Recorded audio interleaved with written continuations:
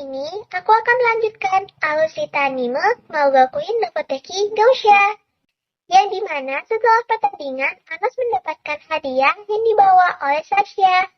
Hadiahnya berupa pedang, dan Sasha memberikan pedang tersebut sembari memberikan ucapan selamat dengan ciumannya yang membuat seluruh stadion bersorak-sorak. Bagaimana dengan kelanjutan ceritanya? Langsung aja kita masuk ke alur ceritanya.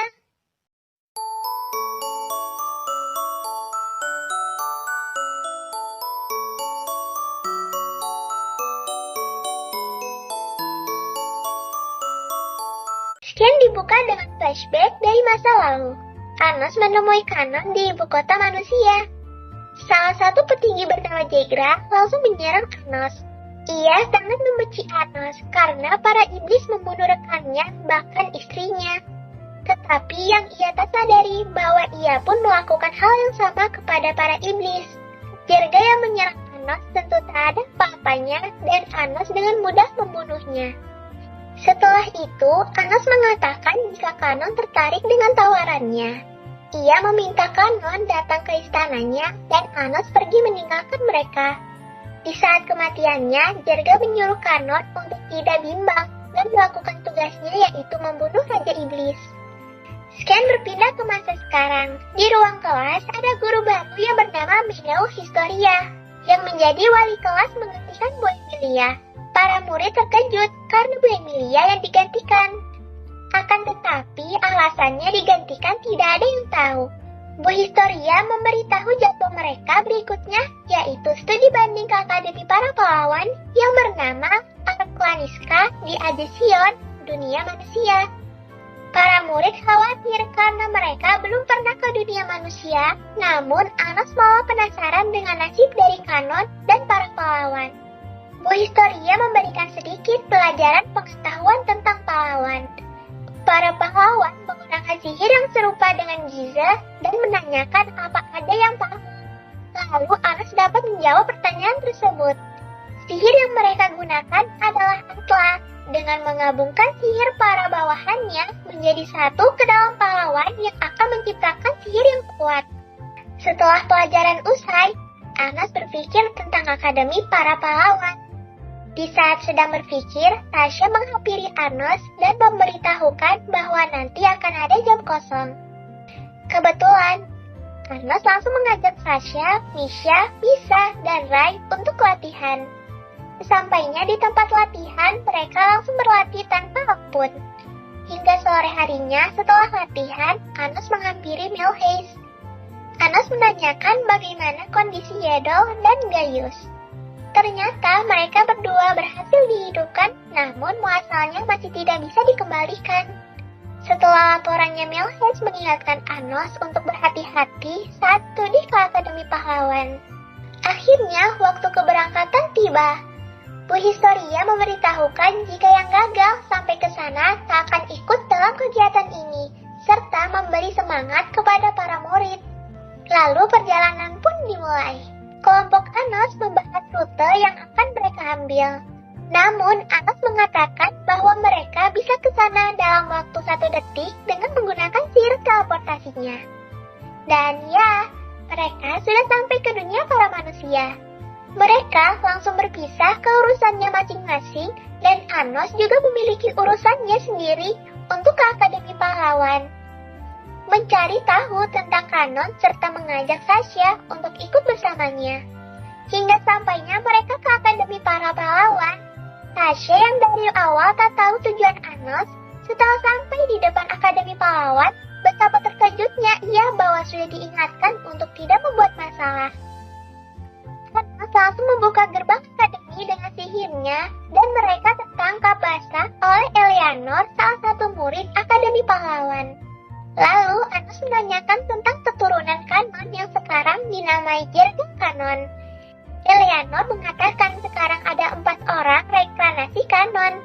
Tasya heran kenapa bisa ada 4. Itu semua karena Kanon memiliki 7 muasal. Dan di sela-sela pembicaraannya, datanglah para reinkarnasi Kanon yang merupakan bocah-bocah freak yang sehebat karena mempunyai salah satu muasal Kanon. Seperti biasa, mereka mengejek-ngejek Anos. dan salah satunya yang bernama Laos langsung menyerang Anos. Namun, Anos dengan mata iblisnya langsung membuatnya terpental dengan kedipan matanya. Setelah itu, Anos dan Sasha pergi dari Akademi Para Pahlawan. Sebelum pergi, Eleanor mengatakan bahwa Kanon yang dia cari sudah meninggal 2000 tahun yang lalu. Ia dibunuh oleh para manusia yang dibelanya sendiri. 10 hari kemudian, akhirnya semua para murid sudah sampai. Mereka heran dengan kelompok Anos yang bisa sampai di hari pelepasan dan salah satu dari kakak tingkat Travis, Amy, menanyakan bagaimana cara Anos bisa sampai dengan cepat dengan sedikit mengejek. Namun, Anos malah memberinya selamat karena bisa sampai dalam 2 hari. Namun, itu malah membuatnya kesal dan mengatakan bahwa dia tidak mengakui bahwa Anos itu Raja Iblis. Kelas pun dibuka oleh Diego, Kanon yang menjadi kepala sekolah dan wali kelas Jerga Kanon. Mereka membuka dengan acara rekreasi sambil menunjukkan sihir. Kelas pahlawan diwakili oleh Ledriano dan Reves menawarkan diri untuk mewakili Akademi Raja Iblis. Ledriano menggunakan sihirnya memperbaiki pedang rusak menjadi tajam dan dapat memotong batu, lalu Reves menggunakan sihir Nedra untuk merubah tikus. Namun sihirnya tidak berguna walaupun dicoba berkali-kali, yang membuat dia menjadi bahan ejekan dari seluruh kelas serta para murid Akademi Pahlawan memandang rendah kualitas Akademi Raja Iblis. Anos yang sadar bahwa para pahlawan menggunakan sihir untuk menepis sihir para iblis dan dengan jentikan jarinya mengubah tikus tersebut menjadi monster yang menakutkan. Ledriano sadar bahwa Anos merupakan reinkarnasi Raja Iblis, namun itu dibantah oleh seragam merah Akademi Raja Iblis. Tetapi Laos, salah satu muasal dari Kanon, mengatakan bahwa dari kekuatan sudah wajar Anos adalah Raja Iblis yang membuat para bangsawan seragam merah menjadi bahan candaan para murid Akademi Pahlawan.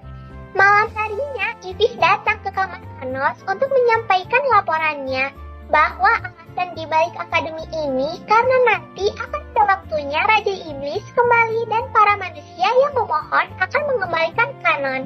Bahwa alasan dibalik akademi ini karena nanti akan ada waktunya Raja Iblis kembali dan para manusia yang memohon akan mengembalikan Kanon dengan pedang Evans Mana yang kembali menyinari dunia manusia. Setelah laporannya, Sasha dan Misha datang ke kamar Anos mengajaknya untuk pergi ke pameran sembari jalan-jalan. Namun, ternyata mereka di sana juga melihat Rai dan Misha yang sedang jalan berdua. Awalnya, Anos mau menghampiri mereka. Namun, Sasha melarangnya karena mereka seperti sedang berpacaran. Scan berpindah ke Rai dan Misha. Rai memberikannya kalung kapal berbentuk kerang.